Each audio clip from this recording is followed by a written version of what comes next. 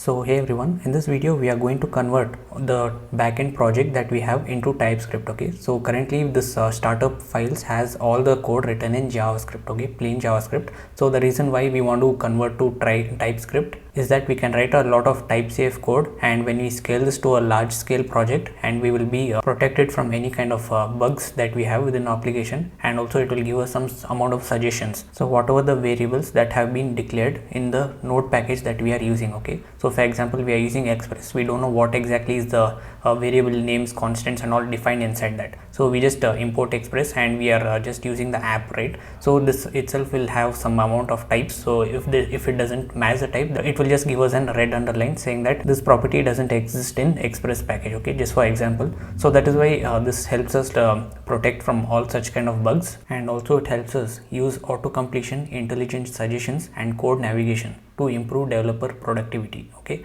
and the best part is like this will catch errors in development phase itself rather than runtime, right? So it makes overall development experience very strict by reducing also the runtime errors and by making the code more reliable. Okay, so let's first get started by converting this server.js to server.ts, which is the extension which is used. And here you see that immediately we might get some errors over here, which we actually do not get, but we see some underlines over here. It says that we need to install the types for this Express package, and all of this that have a 3 dots underlined. Okay, so let's go ahead and install all of them. So let's do a pnpm install, and I'm going to install this as a dev dependency, which is only applicable for development and not for production. And let's do @types/node. So this will give us all the node types, and also let's do the same for cores as well. So you see that it says do npm install and types at cores. So if you just hover on that, it will just tell you what types we need to install, and also for this cookie parser. Okay, so we can just copy this and install this as well. So once we do this, let's wait. So all of this are being installed. So now if we just give this a refresh, so you see that underline is nowhere there. Okay, so now this gives us another warning over here saying that it cannot find a declaration file for module Express. Okay, so we also need to do the same for Express as well. So we can do @types/express, and once we do that, so this warning should get disappeared. Okay, so now the server.ts has been converted to TypeScript. Let's do the same for others as well. So this config.js, which doesn't actually do anything if we even though convert to TypeScript. So the code is still the same, we don't have to make any changes. So now let's go to the routes. Okay, so for this routes, let's first change this to .ts. So let's convert all of these files to TypeScript first, and then we might see some errors popping up. Okay, so let's do for this, and let's now go to the models and also convert this. So I'm just going to convert for everything. So I've converted all of the files to TypeScript. So the next step is to install TypeScript specific for this project. Okay, so anyways, I have installed TypeScript globally. It would still work, but it is always a good practice to install TypeScript within the particular package.json in order to log that particular version that we are actually using. Okay, so let's do a pnpm install TypeScript. So this will install the latest version of it. So since I have installed TypeScript globally, so if I open the node modules folder and see, you see that we see a small arrow over here. Okay, so which means that it says symbolic link, which is pointing to some other file. So this doesn't actually exist within node modules, but it's pointing a reference. So that is why it saves a lot of disk space. That's the reason why we are using pnpm here. So TypeScript is now installed, so and it is logged to the specific version. The next step is to initialize TypeScript compiler. So we can just do npx tsc --init. So this will initialize the tsconfig.json over here. So we need to go to this root dir, and we just need to uncomment this. So this will specify the root folder within our source files. So I'm not just going to set this to the root of our application. So I'm just going to set this to the source directory, which I'm just going to create, which is always a good practice to separate your application logic to all the other dependencies that should be outside the source. Okay, so all of our source code should be inside this folder called src. Okay, so that's the recommended way. So let's create a folder called src, and let's move all of our code related logic inside that. Okay, so we are not going to move the node modules and all of the other files. So I have selected all of these and I'll now move to the source directory. Okay, so you see that all of our code is now here, and all of the other stuff related to this project are outside this, okay, including the node modules.env and all of the other stuff. So by doing that, we make sure that our root directory is to /source, and now we set the out directory to /dist. Okay, so once we compile all of our code to normal JavaScript, so this will be the folder which will consist all of our source code, and this is the file which will be compiled, because JavaScript is the file that is ultimately to be read and not any TypeScript file. So TypeScript is just for the developer experience and not meant for execution, right? So after that, we can leave all of this as it is, and now we can go ahead and start fixing the types. Okay, so let's first install all of these types over here, which it's complaining, which we need to install. So by installing these types, it will give us the auto suggestions and some IntelliSense when we are developing. So let's do an npm install of this, and anywhere else do we need.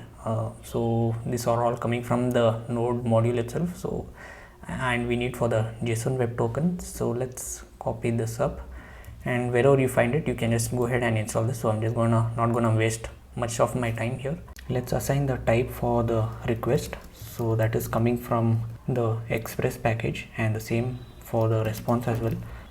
Okay, and this is called as the next function, which is again coming from Express. Okay, so by giving this, we are setting the specific type for the request, response and next function from the Express package, and this we know for certainty that it comes from our environment variable. So we can put an exclamation mark, or we can just assign the type of this to be the string. Here we have the rig.user. So this user object we are manually creating on the request object, so this will not find within this request. So we need to create a types file, and then we just need to extend the request default type from Express. So let's create a folder called types, and let's create a folder or the file called API, or let's call this app request.d.ts. Let's declare a type over here. So declare interface, and let's call this protected request, since the user has to log in for the particular request that the user has to make. So let's call this protected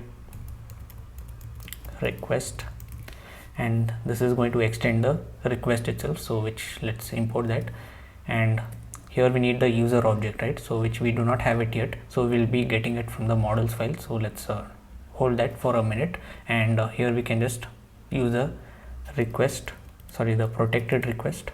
All right, so let's now go to the user model and export the type for the user. All right, so let's interface and export it, and let's call this user doc. Okay, and this is going to extend the Mongoose document, so we can import that. So the document is coming from Mongoose, and inside this we are just going to extend all the types. So we have the name, which is going to be of type string. So basically we are just creating a schema, and we are going to export it, and then we need to assign the types for it as well. So let's do the same for email, password, and then we have this match password method, which we can use over here, which is going to be taken the entered password, which is going to be a type string, and this is going to return a promise. Okay, so that's what we are doing right here, and here we just need to pass in the user doc. Okay, so the interface that we just created, and also we need to export a function that has all the methods for the user schema that we created, right? So let us also do that. Export interface, let's call this user model, and this is going to extend the model. So the model that is coming from Mongoose, and this is going to have the reference of this user doc, and inside this we are just going to set the property of match password, basically the same thing, and we are just going to set it up here. Okay, so this should be extends and user model. So once that's done, we get a set of errors. Let's set this type of this to be string, which will be receiving over here, and this dot password, it says that this could either be string or undefined. So we can just put a check over here if this dot password like this, and if this dot password, then we do this. Okay, so we have few more errors from our auth middleware. So this says that the user, okay, so the user can be either defined or undefined. So we can go to our app request types file and we can make this optional. Okay, so with that error should go away. And this user id, we need to cast the type for the decoded value, so we can say as now, which contains the user id and the value of that is string. Okay, now let's go to the to do model and fix the types over there. So we haven't given any type, just as we did for the user model, we also need to do the same for the to do model as well. So let's export an interface and let's call this to do, and this actually extends the document from Mongoose. And inside this we just want to set the user to be the Mongoose schema, basically the object id that is from Mongoose, and then we have the title, description and the status. Okay, since enums are supported in TypeScript, we can also export another enum class just for the status, so it has to be any one of these values, and let's give a reference to that. So let's give an enum called as let's say status, and this is going to be either not started or not started, and then we can just set that to not started. The value is the same as this, and we can do the same for the other two as well, so that is in progress and done. Okay, so we can now go to this enum and point a reference to this. We can say object dot values, and then we can now pass in the status over here. All right, so the default is status dot not started, so status dot not started like this. And once that's done, we can, this should be lowercase, sorry for that, and once that's done, we can also define the type for the schema and pass in the to do over here. Okay, so this interface that we just created, and also it's a good practice if we export the document name and the collection name as well. So we are just hard coding these values, so we can also create the values and then set that to that. Okay, so export, now let's say document name, set that to do, and also the collection name. Okay, so the collection name is called to do's. Okay, and after this we can go down, anything else to be done. Okay, so we also need to assign the return type for this, which will be to do, and my caps is on to do, and then we also need to give this a generic of to do like this, and this refers to the Mongoose model. Okay, also let's replace these hard coded values with our variables, so that is of document name, and then we have the to do model, and then finally the collection name. So collection name, and yeah, so we are making sure that all of these values are exported and we can use it anywhere, so that we do not have any typos while mentioning the document name or collection name. So this is one of the good practices. And also let's do the same for the user model as well. Let's create the document name, export const document name, and this is going to be user, and the collection name is called users. Okay, so let's assign the type for this, and this is going to first take in the user doc. Okay, and then we want to pass in the user model. Okay, so basically we are creating methods for the model and also for the user model. Since we have created an interface for the user doc and the model, so we pass them as generics into this model. And also let's assign the type for this to be the model, and then the user interface. Okay, this should be user doc.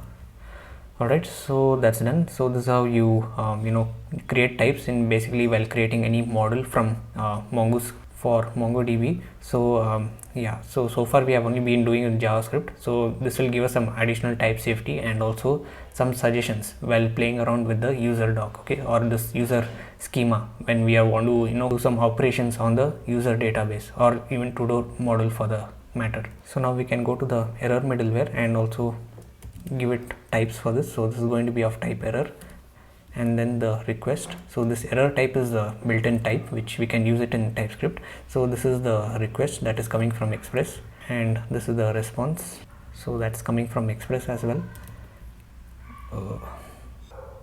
And then the next function. So error.kind doesn't exist on type error. I'm not sure about this, so anyways it doesn't matter, just let's get rid of it. And let's also define the types for this. So request, response, and next. This is the next function. So that's done. Anywhere else, let's go to the to do controller. Yes, we have errors over here, so this needs to be given type, right? So the for the request type, so let's assign this to be the protected request, and this is the response. Okay, so the types are assigned. Let's also pass into the other handlers as well. Okay, so let's get rid of this console log, and let's, I guess to do is possibly null, so we can use optional chaining. And where else? So to do dot remove doesn't exist, so we can use maybe delete one. Okay, so the errors are fixed. Let's now go to the user controller, and we still have some errors over here. So again, let's give the type for the request and the response, which I have in my clipboard, and I guess I don't have, I just need to copy it from here. Let's copy and replace all of these instances with that. Okay,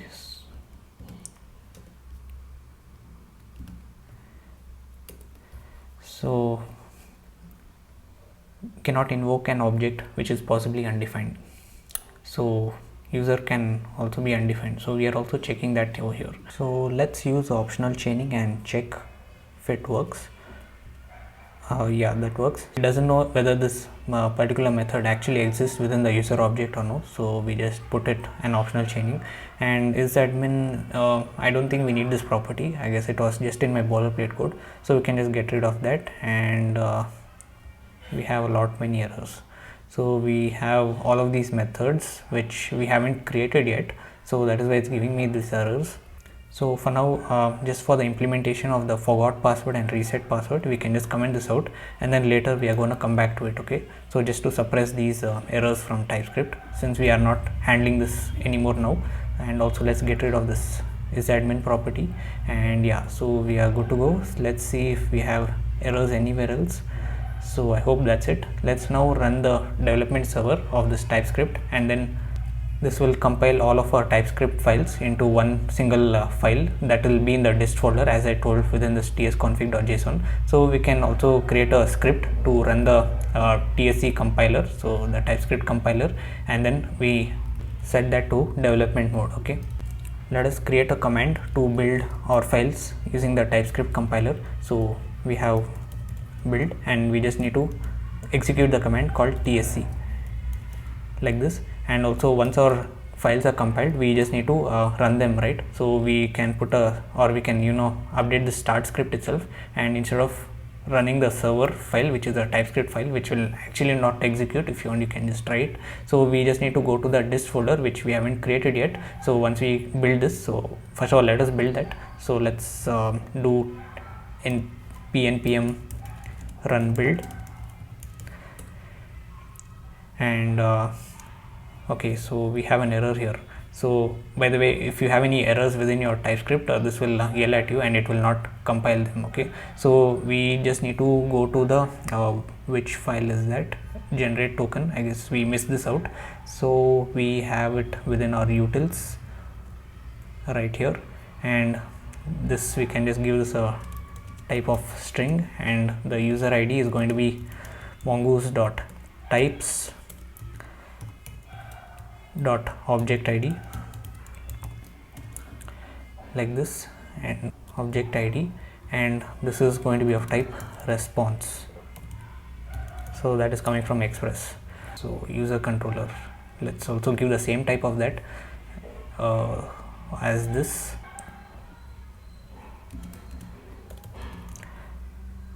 Okay, so we have here as well. Okay, so all of the errors are fixed now. We can now rebuild, and yeah, so it builds successfully without any errors. So now if you see within your root of your directory, we have a dist folder over here. Okay, so this will consist of all the source code of our over here within the source directory. and this will be in regular JavaScript. Okay, so we don't have to understand this, so we just know that this is a file which is dist and this will be served. Okay, so we can now serve these files which are within our dist. So for that we can update the start script to go to the root of our directory and run the dist folder. So basically within the dist, and we have the file called server.js, right? So we can now do an npm run dev, or what is that, start. Okay, so this file is being treated as a ES module because it has a .js file extension. Yeah, that makes sense because we have explicitly mentioned .js everywhere because we are using ES modules and not common JS modules. So that is why we have to use this .js if you are using without TypeScript, that is plain JavaScript. So if you are using TypeScript, this needs to be removed. Okay, so this will be interpreted by the TypeScript compiler itself, so we don't have to do anything. So wherever we have .js, we can just get rid of this, and let's do the same for others as well. So you can just do it if you are just following along. So I just don't want to waste much of my time, I'll just go ahead and just do them all. So I have removed all the .js extensions, so this should succeed now. So before that, we also need to rebuild our application since we made some changes.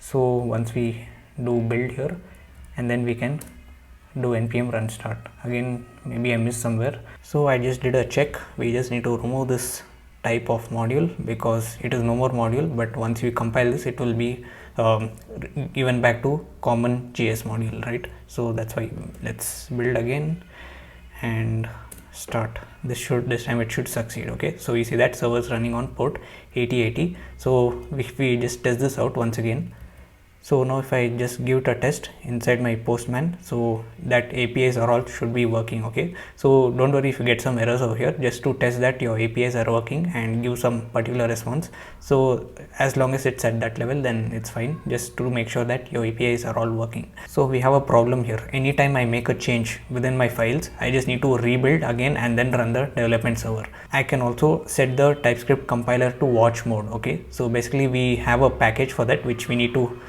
install using npm install, that is tsc-watch, tsc-watch,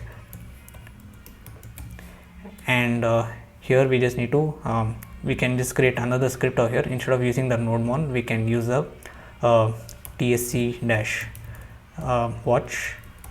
and then we can do on success, that is nodemon dist.server.js. We don't need node1, so we can just do node dist/server.js.